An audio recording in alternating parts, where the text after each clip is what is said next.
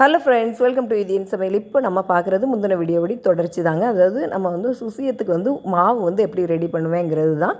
நான் ஆல்ரெடி வெள்ளைப்பாகு போட்ட பிறகு என்ன பண்ணுவேன் அப்படின்னாச்சுன்னா, அந்த கடலை பருப்பு மசிச்சு வச்சுருக்கதையும் உள்ளே போட்டு நல்லா கிண்டணும். நல்லா கிண்டும் போது அந்த மாவு ரொம்ப லூஸாக தண்ணியாக இருக்கும். ஆனால் அந்த மாதிரி நம்ம இருந்தது அப்படின்னா நம்ம உருண்டை பிடிக்க முடியாது. அதனால் ஒரு 5 நிமிஷம் அடுப்பை நல்லா கூட்டி வச்சு கிண்டிக்கிட்டே இருக்கணும். அடி பிடிக்காத அளவுக்கு நல்லா கிண்டிக்கிட்டே இருந்ததுங்கன்னா மாவு நல்லா கெட்டியாக ஆரம்பிச்சிடும்.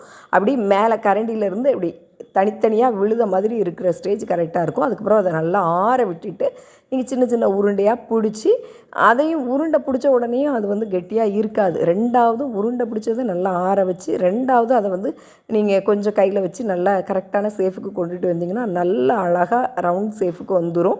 இவ்வளோ தாங்க. அதுக்கப்புறம் இதை கெட்டியான மைதா மாவில் முக்கி ஆயிலில் போட்டு எடுத்துட வேண்டியதான். சூப்பரான நம்மளுக்கு சுசியாக ரெடி ஆயிரும்.